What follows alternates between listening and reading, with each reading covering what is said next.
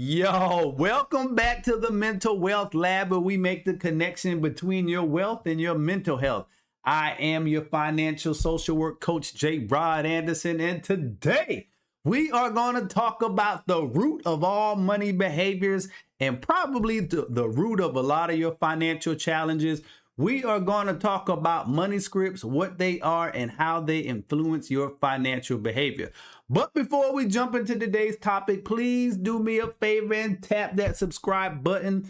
Thank you all for your support, for helping me grow the channel. And please share this with somebody who you know needs to hear this message of mental health and wealth. All right, let's go ahead and jump into today's topic. So I'm going to share with you all a personal story from my life to help you understand these money scripts and how they work. So I was born and raised in the church since day one. My mom had us in the church every single day. And my mom is also a school teacher. And so I just had roots of being in the church, and then I had roots of just wanting to help people and teach people. And so I became a school social worker. And so when I got my first job as a school social worker, I remember I used to have parents all the time who used to ask me for money. And I mean, they made it sound so sad. Like, Mr. Anderson, please, can I just borrow $25 just to pay all my rent, because we don't want to be put out and we don't have nowhere to go. And I promise, they always said this, I promise that I'll pay you back. And so me being the Christian man that I am, and just having the heart of a social worker, I would give them money. And so it would start off as $25 and then maybe another $50. And you know what? Most of them never paid me back, but I kept giving them money. And it finally got to the point one day, and I was married at the time, so my wife was just like, look, if you keep giving these people all of our money, we gonna be homeless and they gonna be living nice. And so I really had to take time out to think about that, because in my mind, I thought it was the Christian thing to do. And so that's why I felt a sense of guilt, because think about the Good Samaritan. Like, you're supposed to help your neighbor in need. And I'm a new social worker and I just want to help the whole world. And so I had to really take some time out to change that money script. And the unknown money script to me was that if a person is in need and you have resources to help them out, because it's the Christian thing to do. But in helping them, I was putting my own financial future in jeopardy. And so what I had to do was I had to change that money script. But guess what? I had to get rid of the guilt and the shame, more so guilty of not helping people when they need it, because if something happened and they ended up getting put out, then I felt guilty. Like, man, if I helped them, then they wouldn't have been in that situation. So what I had to do, I had to just take some time out and do some inner soul searching. And I just had to tell myself, like, look, you can help people, but you don't have to give them all of your money to do it. And so as my role as a social worker, I just had to learn to connect them with resources. But where did all of that come from? It came from a money script that I had picked up early on in life. So just think, being in church all of my life, you hear about giving to the poor and you hear about being a blessing to others. But it's a funny thing, as much as we talk about giving and helping other people, there's still that whole area of it's not too good to talk about money, or it's not too good to talk about wealth too much. And I had to get rid of that money script too. Let's talk about that for a little while. You can't want to help people on the one end and then not want to talk about the thing that they need the most on the other end. So if people need the resources that money can buy, doesn't it make sense that you do what you need to do to increase and get as much money as you can? And I'm not saying that you have to do anything dishonest or that you have to neglect other needful things, but it just makes sense. Get what you can, because the more you have, the more that you can help. All right, I'm going to get off of that soapbox. We're going to talk about that in another episode. And so we all have these money scripts. And the thing about these money scripts, a lot of them were implanted. They were programmed in you before you were even 7 years old. And one of my favorite examples, one of my favorite Jay-Z songs is Public Service Announcement. And I'm not no rapper, but, you know, I like to I like to act like I am sometimes, but one of the favorite lyrics of his, he was like, and I can blame my environment, but ain't no reason why I be buying expensive chains. All right, that's all I'm gonna give you all today. But listen to that verse. That's a money script that probably came from someplace. I didn't have it. I didn't have the money to be able to get it at one point. So when I got to the point that I did get enough money to buy some expensive chains, oh, I'm gonna buy those chains. So that's just one example. But another good example of the power of money scripts is Floyd Mayweather, one of the greatest boxers of all time. I did some research on him, and over his career, he made like $1.15 billion. But recently, if you've seen in the news, I think he's had some issues with the IRS. What did it say? He had a $7.3 million IRS lien, and he had a stack of unpaid lawsuits totaling in the millions. And so the thing is, even $1 billion cannot out earn a former or a bad money script. Another good example of the power of money scripts is Floyd Mayweather. So arguably one of the greatest boxers of all time. He earned $1.15 billion over his career from his fights in the ring. But in 2026, I think he had like a $7.3 million tax lien and a whole bunch of unpaid bills. And so the point that I wanted to make about that is that even $1 billion could not out earn the money script. And no knock on him, no slight, but whatever money script that's running in his mind is causing him to spend way more than he has coming in. So let's define exactly what these money scripts are. Money scripts are the unconscious beliefs about money we pick up in childhood, usually passed down through the family, usually never spoken out loud. And here's the part that stings the most. Most of them are rooted in fear, shame, or scarcity. That's why you can know better and still do the opposite. That's important to know. So you know what you need to be doing financially. You know the things that are going to help you get ahead. But for whatever reason, you just can't do it. And the reason why is because there's probably a money script running somewhere in your subconscious mind. And until you identify that money script and uproot it and replace it with a healthier, more productive money script that's in alignment with where you want to go and not where you came from, you're going to stay stuck in the same cycle. So what do we do to break free of these money scripts? Number one, let me say this. You cannot fix a script that you can't see.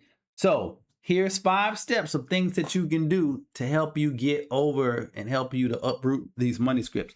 Number one, and this one might sound strange, but number one, you have to get quiet.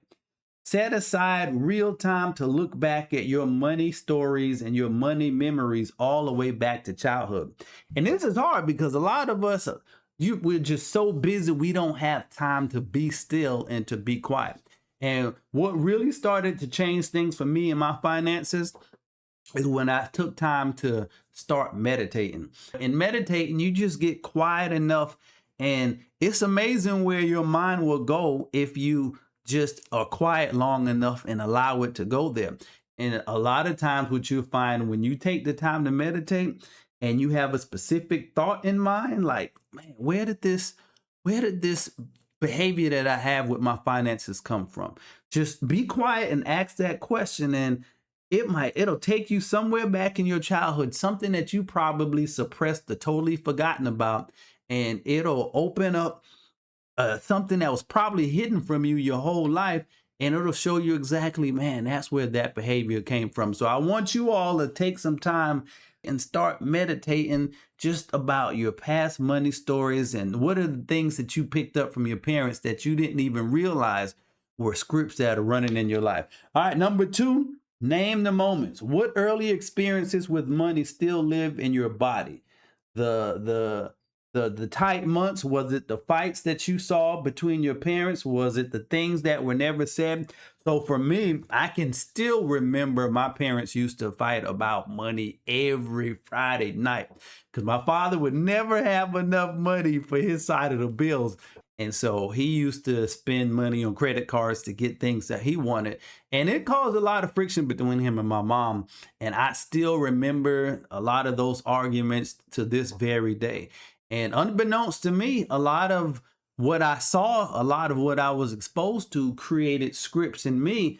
Just like, man, I'm never going to be without money, or man, I'm going to hold on to everything I can because I never want to be in a place where I don't have enough money to do the things that I want to do.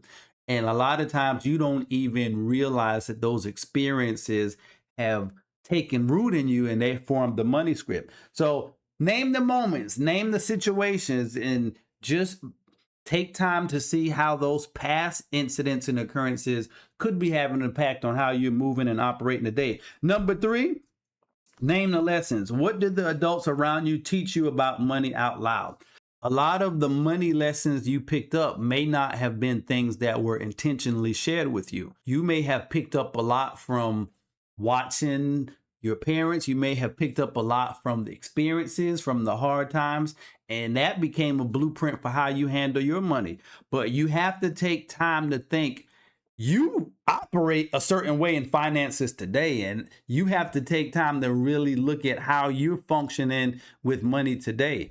That came from somewhere. You need to take the time out to really understand, have I been intentional about my money decisions, my money behaviors, and my money habits?